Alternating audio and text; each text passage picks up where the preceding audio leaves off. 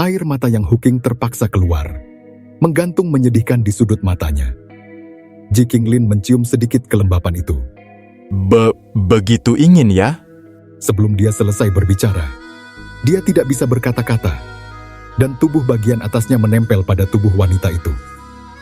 Dia benar-benar mengambilnya dan mengirimkannya langsung.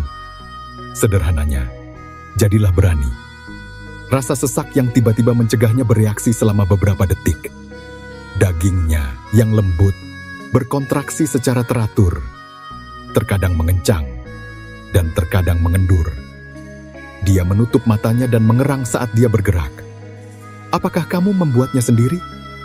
Apa dia penis buatan dengan suhu? Tentu saja. Dia tidak tahan dengan rasa malu dan hina. Jadi dia menenangkan diri, meraih pinggangnya, dan menarik ketiga maluannya keluar dari vaginanya. Melihat bahwa dia akhirnya mau membuka matanya, dan melihat ke arah dengan ekspresi bingung, dia mencibir dan bergegas masuk dengan seluruh kekuatannya. Candaan! Apakah ini keren? Yang Huiking merasakan sakit di bawah tubuhnya, dan mendesah dengan nyaman. Dia melingkarkan lengannya di lehernya, menyambutnya lebih dekat, melingkarkan kakinya erat-erat di pinggangnya. Memeknya digigit, dan dia tidak mau melepaskannya. Sulit bagi Ji Qinglin untuk menariknya keluar. Tampar pantatnya. Terlalu ketat, aku tidak bisa keluar. Dia menggelengkan kepalanya, menggigit daging lembut di pipinya, dan bergumam. Tidak keluar. Tubuh bagian bawah sengaja dikencangkan, dan menelannya lebih dalam. Tekadnya yang sedikit buruk kali ini akan dijepit untuk memperhitungkannya. Dia menabrak secara dangkal pada posisi ini. Sudah berada di kedalaman, sehingga benar-benar masuk lebih dalam. Merebut kembali tanah yang baru. Seperti titik sensitif yang lebih dalam, dia berteriak, dan Ji Qinglin dengan cepat menutup mulutnya. Ekspresikan ketidakberdayaan. Oh, Qing, kecilkan suaramu. Mata yang Huiking berkaca-kaca, penuh rasa sakit dan kegembiraan. Stimulasi yang parah dan langsung membuatnya menjerit. Dia akhirnya menggigit mulut harimau itu, dan mulai gemetar hebat. Dia datang terlalu cepat, dan tidak bisa turun dari puncak kebahagiaan. Ketiga maluannya terkubur di dalam dirinya, tak bergerak, menunggunya tenang. Guncangan yang lembut namun keras juga merupakan semacam siksaan yang menyenangkan baginya. Tanpa diduga, pria itu sadar, melepaskan diri, berdiri, dan mendorongnya ke tanah. Ji Qinglin tidak mengharapkan perubahan seperti itu. Dia mengangkangi pinggangnya, menekan pantatnya ke alat kelaminnya yang panas. Dia duduk kembali dan menekan dengan ringan. Ayam itu menjerit dan berdiri lagi. Mawanu? Dia berdiri sedikit dan mengusap selangkangannya ke atas dan ke bawah. Buah persik seputih salju menjuntai di depan mataku, dan pinggangku berputar. Ji Qinglin merasa tenggorokannya panas dan pikirannya kacau. Apakah kamu sangat menyukai ini? Dia memegang payudaranya dengan kedua tangan, dan meremasnya dengan kuat, menciptakan lekukan yang dalam. Dia membungkuk, dan Ji Qinglin menjulurkan lidahnya untuk menjilatnya tanpa menyentuhnya. Berkeringat banyak. Wanita itu mengedipkan mata polosnya dan menggigit bibirnya. Kamu baru saja membuatnya membengkak. Ji Qinglin tampak mabuk dan mengulurkan tangan untuk menyentuhnya. Lalu bersihkan untuk Anda. Setelah menyentuhnya 2 kali, saya melihatnya sedang berbaring. Pegang dada Anda dekat dengan dada dan geser ke atas perut Anda. Puting susu mengikuti garis otot perut Anda. Mulut kecil yang menonjol berciuman sampai ke garis putri duyung. Ji Qinglin meraih bahunya dengan kuat dan berkata dengan suara serak, Jangan. Yang Huiking bertanya padanya sambil tersenyum. Apakah kamu tidak menyukainya? Tidak bisa menyangkalnya. Dia berbaring semakin rendah. Payudaranya menyentuh rambut kemaluannya. Ji Qinglin memiringkan lehernya ke belakang, mengertakkan gigi, dan pembuluh darah di dahinya melonjak. Akhirnya ayam yang sudah lama tidak sabar itu ditangkap oleh payudaranya. Tidak bisa menyangkalnya. Dia berbaring semakin rendah. Payudaranya menyentuh rambut kemaluannya. Ji Qinglin memiringkan lehernya ke belakang, mengertakkan gigi, dan pembuluh darah di dahinya melonjak. Akhirnya ayam yang sudah lama tidak sabar itu ditangkap oleh payudaranya. Ayo cepat. Dia takut jika dia rileks sedikit saja, dia tidak akan mampu menahan keinginan untuk bangun. Jika Anda tidak tahan memanggang dengan lambat, cobalah. Yang Hui King memegangi payudaranya dan mengangkat penisnya ke atas dan ke bawah. Payudaranya begitu lembut, sehingga penisnya tenggelam ke dalamnya saat disentuh. Lalu aku mengusap mata kuda itu dengan putingku. Setelah beberapa saat, mata kuda itu mulai berair. Ditambah ilmunya, ternyata pria juga bisa ngompol. Dia lelah setelah beberapa trik. Dia hanya ingin menggodanya, tapi dia tidak bisa turun dari panggung. Saya tidak punya pilihan selain gigit jari dan melanjutkan. Tetapi segalanya menjadi semakin sulit. Dia berhenti dengan marah. Aku tidak akan melakukannya sampai kamu keluar. Ji Qinglin merasa sangat nyaman hingga kulit kepalanya mati rasa. Dan dia membujuk dengan suara rendah. Ya, kamu bisa melakukannya sebentar. Suaranya sangat seksi. Dan Yang Hui King tersipu. Kedengarannya bagus. Dia meremas payudaranya lebih erat. Memeluk kekerasannya dengan kelembutan harumnya. Menatap wajahnya yang memerah tanpa berkedip. Ternyata dia juga bisa emosi dan matanya bisa berkabut. Dia menggigit bibirnya, menoleh, dan menutup matanya ketika dia tidak tahan. Alisnya berkerut, dan bahkan telinganya merah. Dia terdorong dan pergi untuk menyenangkannya lebih cepat, dan lebih cepat. Nya merah dan sakit tanpa henti. Semakin cepat, dia ingin melihatnya mencapai klimaks. Dia menundukkan kepalanya tepat saat kemaluannya mengarah ke atas, dan bibirnya menyentuh mata kuda. Air maninya menyembur ke atas ke seluruh wajahnya, lalu menetes ke dadanya yang seputih salju. Sebelum Yang Hui King sempat bereaksi, dia perlahan mengangkat kepalanya dan menatapnya dengan bingung dan heran. Matanya cerah dan polos, seolah dia bahkan tidak menyadari betapa cabul yang baru saja dia lakukan.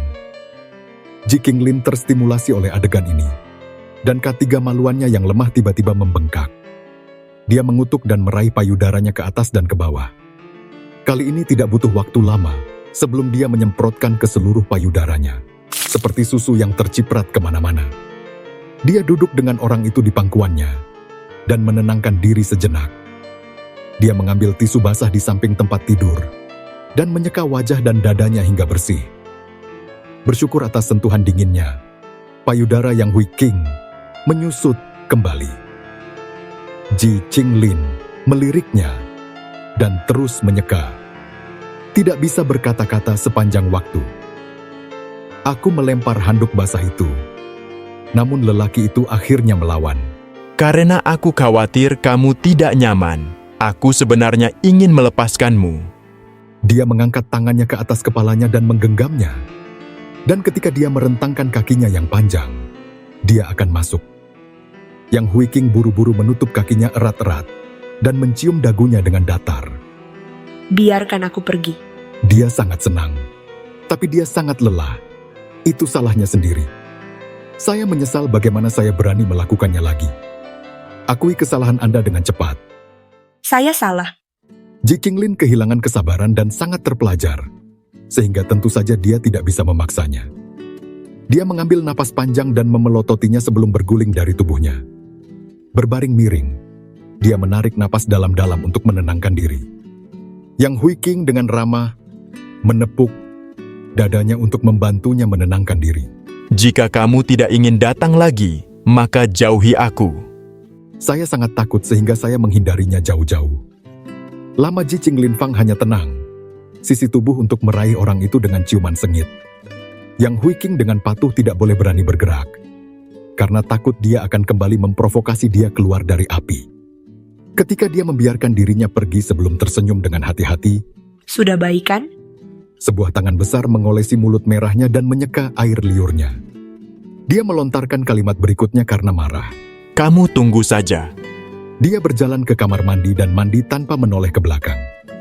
Yang Hui King terbungkus selimut, mengunyah jari-jarinya dan tertawa lama. Setidaknya aku bisa menahannya di tempat tidur.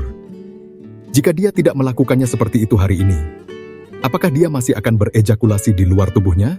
Sebelum kembali ke rumah Ji, dia tidak pernah memikirkan soal punya anak. Namun sekarang, orang-orang tua sudah cemas. Bahkan nyonyaku sudah dikirimkan. Hanya kurang suara gendang dan trompet. Dalam situasi seperti ini, apa yang akan dia lakukan? Sedikit penyesalan bahwa dia seharusnya tidak mencoba untuk mendapatkannya dengan payudaranya untuk bersenang-senang. Dia seharusnya melihat sikapnya hari ini. Mengenai apakah akan memiliki anak atau tidak. Dan apakah dia akan memiliki anak sekarang atau tidak. Dia ingin tahu jawabannya. Yang Huiking, setelah mendengar Nyonyaku melamar, Hui Kang, cucu perempuan saya baru saja mengikuti ujian TOEFL. Saya melihat Anda berada di ruang belajar sepanjang hari dan membaca buku. Jadi ajari anak ini. dia tersenyum dan menoleh. Sama sekali tidak terkejut. Lagi pula, ibu mertuanya telah meneleponnya di pagi hari untuk mengisyaratkan. Jika tetua Chu membutuhkan bantuan, Anda akan mencoba membantu jika Anda bisa. Ibu mertuanya merasa malu mendengarnya membicarakan hal ini. Karena takut menimbulkan masalah baginya. Wanita tua itu sudah tua dan berpikir seperti anak kecil. Tapi anak tua ini sama sekali tidak sopan. Dan langsung mengungkitnya. Dia tidak setuju atau menolak. Dia hanya menanyakan berapa umur cucu kecilnya. Dan siapa namanya. Nyonyaku tua tidak dapat berhenti berbicara. Dan dia terus berbicara sejak cucunya mampu membacakan puisi pada usia 3 tahun. Dan membaca koran pada usia 5 tahun. Hingga dia diterima di Universitas Duan. Semua orang menyukainya ketika dia memuji cucunya. Aduh, cucu perempuanku ini. Sejak kecil dia pengertian dan pekerja keras.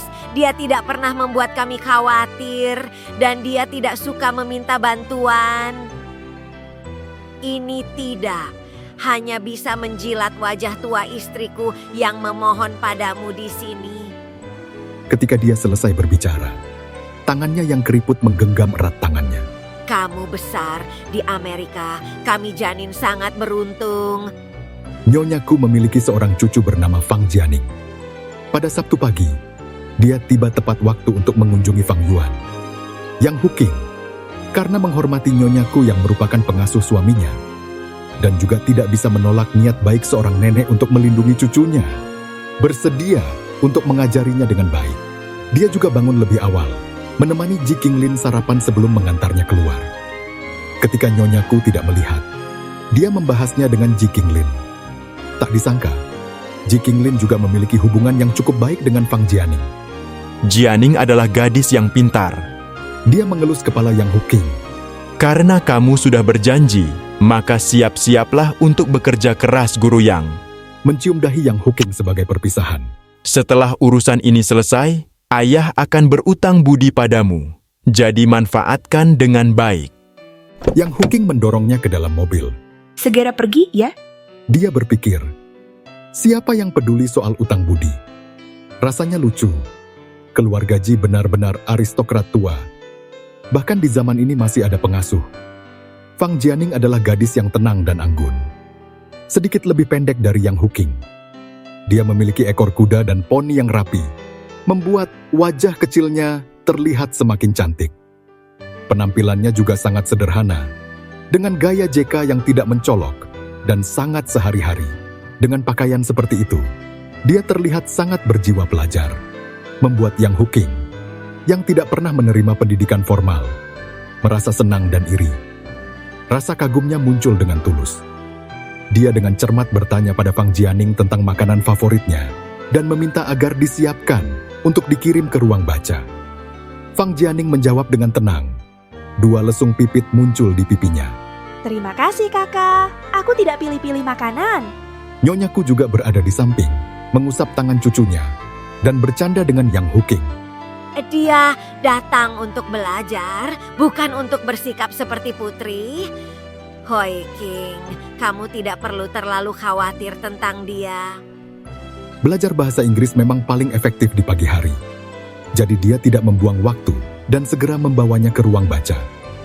Kemarin, dia sudah menyiapkan meja kecil di samping jendela, tempat yang terang dan menyenangkan. Yang Huking mengambil surat kabar New York Times miliknya. Koran ini selalu diperbarui secara sinkron dengan New York. Membacanya akan bermanfaat, karena TOEFL sering menguji isu-isu terkini. Dia menandai sebuah artikel tentang pidato terbaru Presiden Amerika Serikat. Terjemahkan artikel ini dari Inggris ke Mandarin untukku. Dia membungkuk sedikit dan memperhatikan sekilas.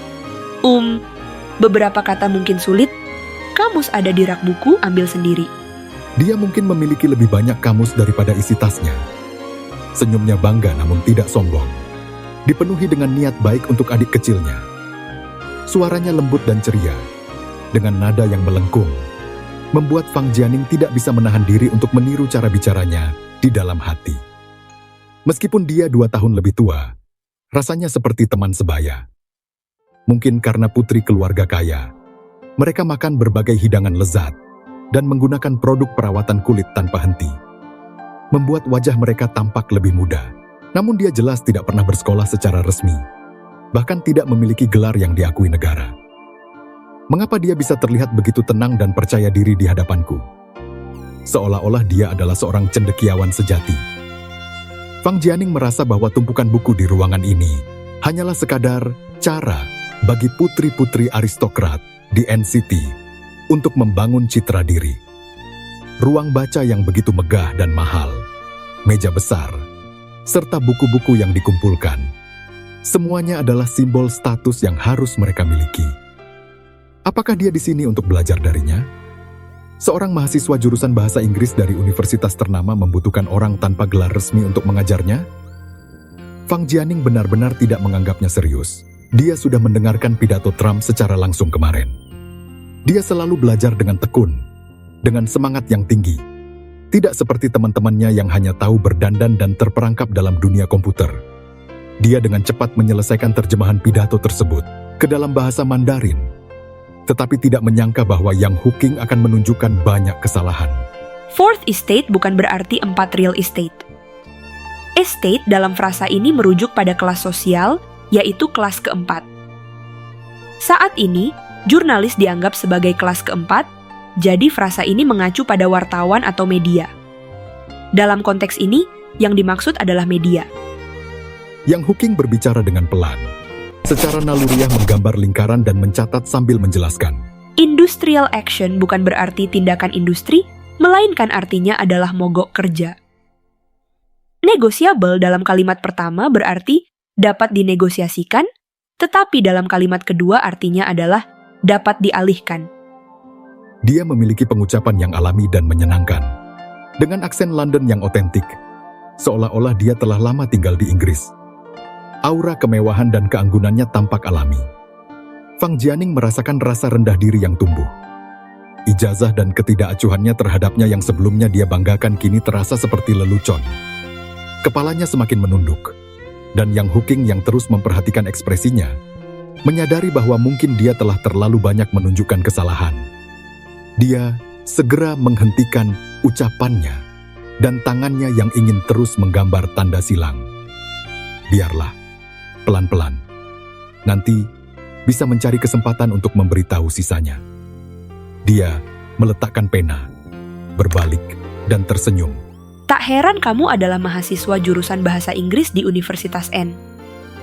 Seandainya aku tidak tinggal di Amerika selama lebih dari 10 tahun, aku memang tidak layak mengajar kamu. Fang Jianing menarik sudut mulutnya dengan susah payah dan tidak berbicara lagi. Melihat suasana hatinya sangat rendah, Yang Huqing menemukan alasan untuk keluar dan meninggalkan ruang kerja untuknya. Fang Jianing sangat pekerja keras dan tetap berada di ruang kerja sampai hari gelap. Ketika dia keluar, dia menabrak Ji Qinglin yang hendak masuk dan menyapu kabut sepanjang hari, melompat ke depan. Oh, Qinglin Gege. Yang Huqing melihat bahwa dia akhirnya tersenyum dan merasa tidak terlalu bersalah di dalam hatinya. Namun aksi gadis walet yang umumnya menerkam ke depan masih membuat hatinya curiga. Jadi, saat Ji Qinglin mengganti pakaiannya, dia memegangi lengannya dan mencondongkan tubuhnya ke samping dan bercanda. Dia memanggilmu Qinglin Gege ya? Qinglin berpikir sejenak sebelum mengingatnya, lalu meliriknya dengan mata yang tajam. Kamu juga bisa memanggilnya seperti itu.